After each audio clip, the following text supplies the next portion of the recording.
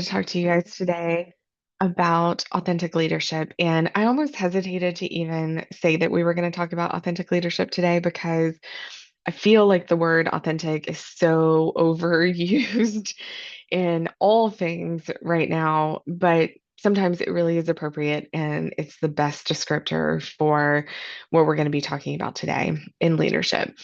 And we've talked a little bit about conversations, how to be direct while preserving the relationship, and the importance of being someone that can connect in a real human way with our teams, with our coworkers, and with those that we interact with on a day-to-day basis. And a big piece of that is authenticity. But when we say authentic leadership, it's almost like people just have this expectation of what the word authentic means. But if we can talk about that word for a second, it has so many different applications in so many different ways, and some are going to serve you and work well for you in a leadership role, and sometimes it may work against you. So when we talk about authentic leadership, I want to make sure that we're saying the right thing in the right way for the right situation while we show up authentically, right? Um, the version that we've been using is more often than not working against our leaders and not actually moving the needle forward in the way that we need to. If you have ever had a boss that overshared, maybe, or a coworker who you know more about their own lives, details, or intimate details, even than you feel like you know about your own life, or if you have ever been in a room where maybe a coworker shared something that was just like, okay, didn't need to know that, then you'll understand what I'm talking about today. And I've got to be really honest with you guys. This is me being a little vulnerable and authentic. I tend to be that person. I am the oversharer. I can keep everybody else's secrets locked down for an entirety of my existence as a human. But for some reason, I'm just an open book. People will be like, "Can I ask you that question?" I'm like, "Let me tell you." And you'll know more about me than you ever wanted to know. It is not always a good thing. That can sometimes be a character flaw. And I think where this comes from is an attempt to connect with another human. We have a shared lived experience, or we really want someone to understand how we're feeling or where we're coming from. We talked last week or the week before about our why and operating from our why. And so we almost are like, well, if you fully understand every little nitty-gritty detail, then you'll better have an understanding of my why. And so we overshare. We say too much. And whatever. I mean, each person is going to have their own comfort level with what they're okay sharing, but we don't need to overshare in excess in order for us to still show up authentically, right? I'll give you an example that's a little bit different, but I'm a very casual person. I do enjoy dressing up on occasion, but not frequently. I wear leggings every day. They are almost my brand at this point. Cheap leggings at that. I just want to be comfortable. I live very close to the beach. In fact, this is my beach hairstyle for this morning as I was out volunteering looking for sea turtle nests, right? I just had to like tie it up real fast. And after walking the beach this morning at sunrise, I came back and jumped into work and have not, taken the time to take a shower yet. It's one of the beauties of working from home. No one can, tell. And I am a very, very casual person, and I often get comments when I show up to like networking events or something that I am too casual, that people will not take me seriously because my clothes are not professional appearing. And unfortunately, that is the truth of the society that we live in. If I can create my own world one day, we will just all wear leggings and put our hair in little buns and twists and call it a day. But that's not the world that we live in right now for the most part. And so I understand what these people are saying, but it can make me feel inauthentic sometimes. It can make me feel like I'm not showing up as myself. And I actually got some coaching last month around this with my coach. And I said, I understand societal norms and I understand what's expected. And I also understand who I am as a human and how I show up. And I don't want to feel inauthentic. when I'm coming into places like that. In fact, I had a lunch with a friend today and I said, I am showing up like the hot mess express because this is how I came to lunch. I did put on extra body spray and deodorant for her. Um, but I want to still be authentically me. And so what can that look like? Where's that balance on us feeling like ourselves and like we're not being out of integrity for who we are versus still being authentic, still showing up as a human and still connecting with other humans in that same way? And so I think we have all experienced where, a coworker or boss or someone has overshared.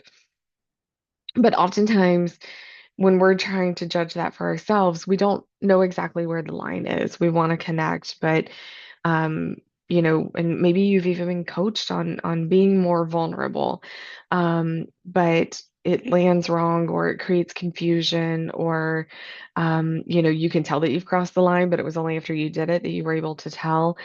And you don't want to be so far on the other end of the spectrum where you're so professional that you feel like a robot and you feel guarded and people don't feel like they can connect with you.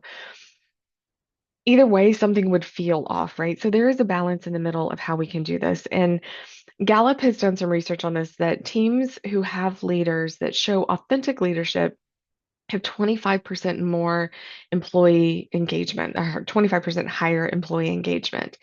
So we do like to connect human to human. There is value in that. It just means that we are consistent, right? If we really had to drill down and distill down what authentic leadership is, it's where we're consistent between our values, our words, and our actions. That's it. So if you are someone who is going to connect with people over, remembering their birthdays, I suck at that. I forgot my own birthday one year. Don't ask me to remember your birthday, please. Um, it's just the truth. But I get to show up authentically in that way, right? My values and my words and my actions are all in alignment. That's authentically who I am. And people like that. When you build that consistency, and it's very simple, but when you build that consistency, you build trust and you build a human connection. There are some people that are going to have strengths of connecting to their teams that you don't have, and you have ones that they don't have. So as long as you're showing up where your values, your words, and your actions are consistent, people feel like you are authentic. If we say one thing but we do something different, right? Then people say we're hypocritical or we can't be trusted, which is the opposite of authenticity.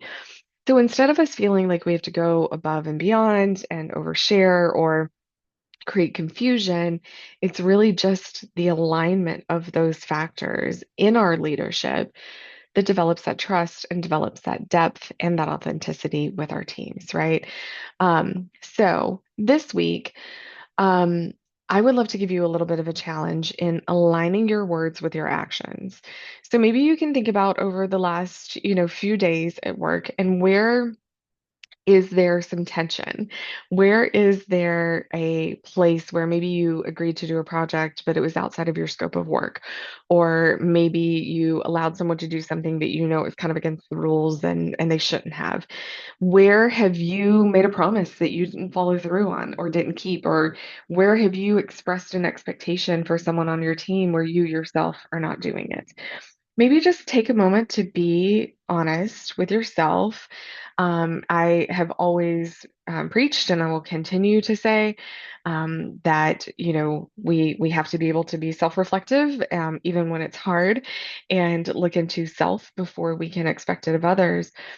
So, where are you out of alignment with your words and your actions, and how can you correct that? You don't need to make it a big deal. You don't need to make an announcement. Don't be dramatic about it. That's ridiculous. Just you making that commitment to be in alignment with your words and your actions. And just that single act, just doing this one time between, what you think or what you say and what you actually do is an example of authentic leadership in practice. And once you see that you're capable of doing this and checking yourself, and if you need someone else to help keep you accountable, do that. Your team will start to notice this pattern and feel more and more like they are building trust in your actions and that you lead authentically. That's what we mean when we say authentic leadership. It's those little micro decisions, making sure that your actions are in alignment with what your words are. Make sure those three are all together. Okay, I love it. So this is one of the most powerful things that you can do as a leader. This is how you show up with presence. This is how you show up with authority. This is how you have a big impact on your team and even just in your own career on how you show up. So if you want to continue to build that kind of presence and communication that makes people want to follow you and want to be in your sphere and in your world, that's the kind of work that I do. Please reach out to me. Let me know. I would love to chat with you if there's something that you want to focus on and work on. Um, I'm taking a break from our lives tomorrow because I'm celebrating a really important day tomorrow. But we're going to keep going and pick back up on Monday in our next step in our leadership, where we talk about some practical tools that you can use and actually implement to continue on with developing your resilience and your depth as a leader. I hope you guys have a fantastic weekend. I would still love to hear from you, even though I'm not doing a live tomorrow. So reach out to me. It is info@amycapello.com.